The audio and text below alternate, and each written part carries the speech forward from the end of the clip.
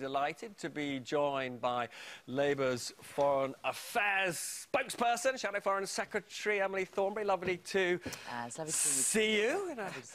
Now, I want to talk in a minute or two about the economic policy laid out by John McDonnell this morning, in particular your tax plans, but let's just start with what Tom said. Yeah. Inevitable that Labour's going to lose and lose badly.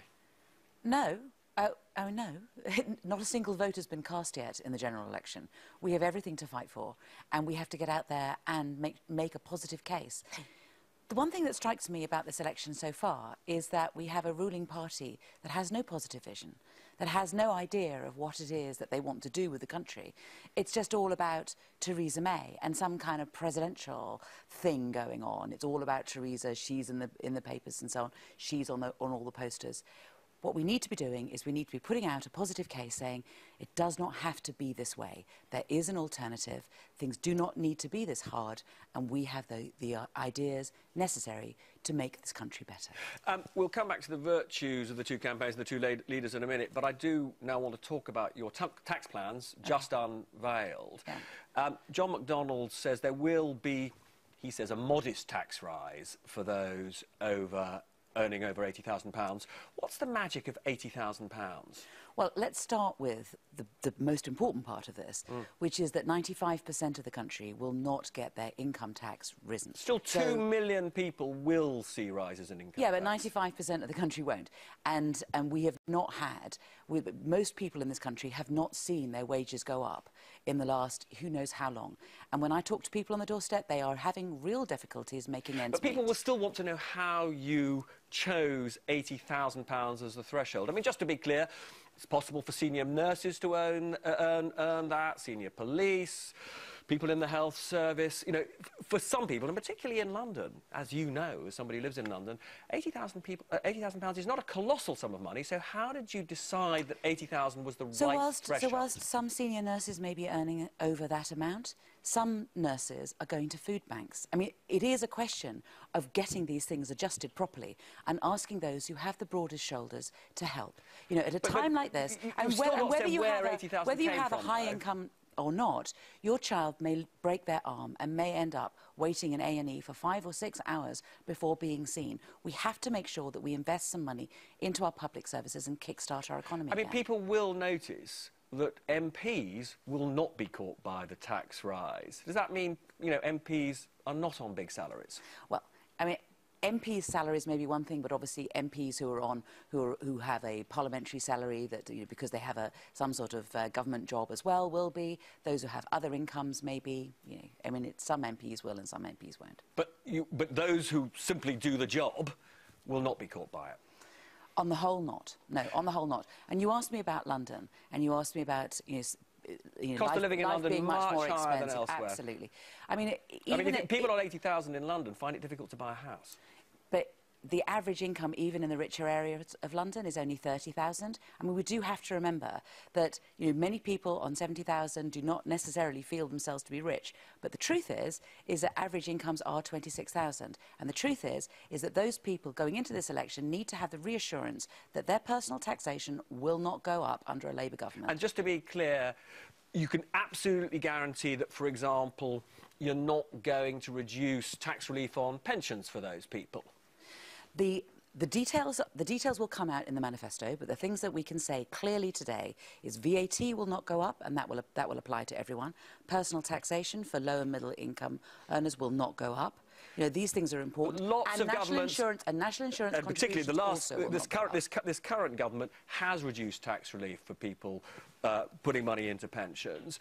There is still, many people would say, a lot more that could be raised from that source. Do you think Labour would do that? I think you have to wait for the manifesto, and I think you would. But you know, today, I think people need to be clear that their income tax is not going to go up. 95% of people's income tax will not go up under a Labour government. And can I just ask one? Sorry. And you know, you hear the Tories all the time. You know, like for example, we have the Tory health minister on later on today saying that he was going to do something about mental health. when they put forward policies, you should ask them as well, where is the money coming from? We are being much clearer, in my view, as to what we're doing, why we're doing it, and how it's going to be paid for. You are getting, you know, a rollout of our policies in advance of our manifesto, but the details will be in the manifesto. And can I just very briefly, because we've got to go to a break in a second, but we'll hear more from you in a second. How much will you raise from this? I don't know. I mean, you'll need to ask John McDonnell about that. I'm not going to get into all of that. Fantastic. Well, look, don't go away, because we'll hear more from Emily Thornberry in just a couple of minutes.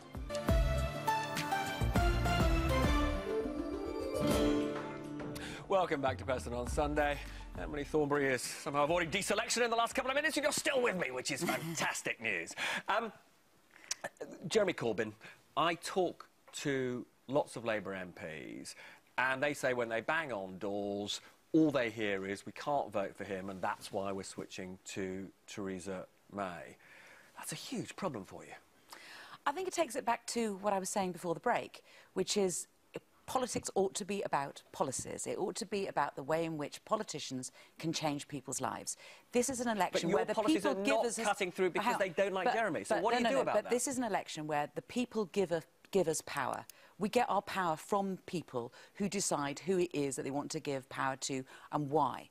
And it is about what are we going to do with that power when we're given it. When we close our eyes, who are we thinking about? Are we thinking about the 95%, or are we thinking about the 5%, you know, who may well be kind of, you know, getting upset about what the level of tax will be and all the rest of it? You know, the way in which the Sunday Times, for example, this morning has written that piece all about the 5% and not about the 95%. We need to be talking about, you know, the policies that we can put forward that look after...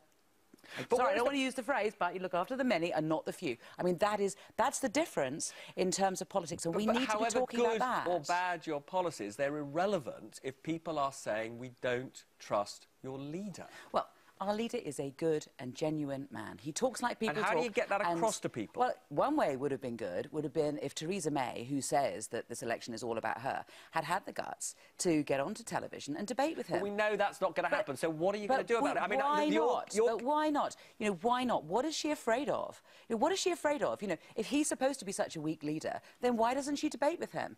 You know, the reason is because he's genuine, because he talks like people talk, and his preoccupations are the preoccupations of ordinary people. And Theresa May doesn't get out enough to be able to understand what the preoccupations of ordinary people are. She needs to start listening to people in the hospitals. How long have you waited in A&E before getting into this hospital? Are you going to a food bank, this nurse? How are you making ends meet? Why doesn't she find out what real people think? But you're not telling us, which is, I think, what people really want to hear, which is how can you cut through if people don't like your leader?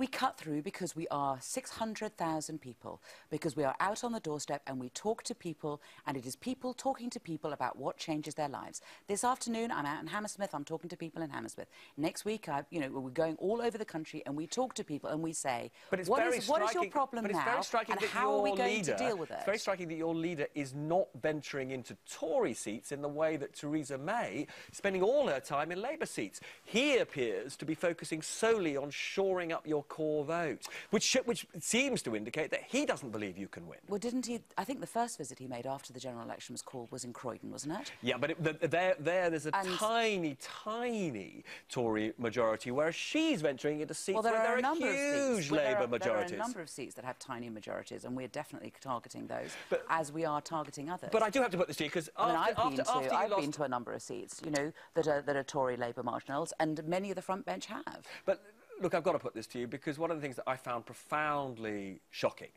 after your results in the local elections was talking to your MPs, and they told me that their strategy to win in their constituencies is simply not to talk about Jeremy Corbyn. It's a disaster for you.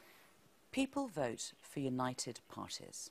We have to be a united party, and we have to be focused on winning the election and how we can transform Britain, and how we are a party of hope, and how we are a party that shows that it does not have to be like this. Brexit does not need to be a disaster.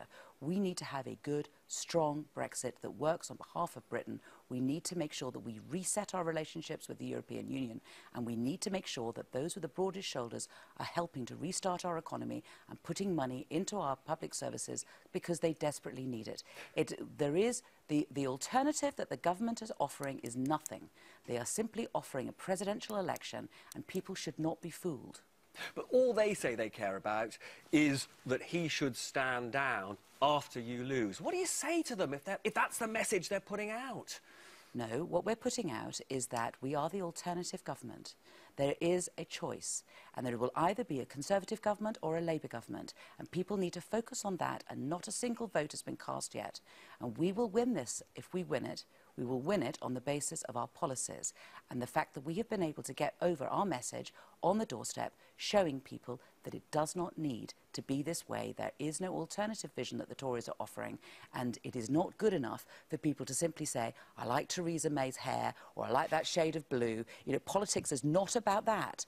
Politics is about how you change people's lives and being able to put forward a platform that makes sense and is a clear alternative. And that we have to do in a unified and focused way, and that's what I'm going to be doing, and I'm quite sure that's what other Labour MPs and indeed our 600,000 members are going to be doing in the conversations we're having with the public in the next few weeks. It's all to play for. And obviously we on this programme are all about the issues, and we hope to have you back before that election to talk some more about all of that.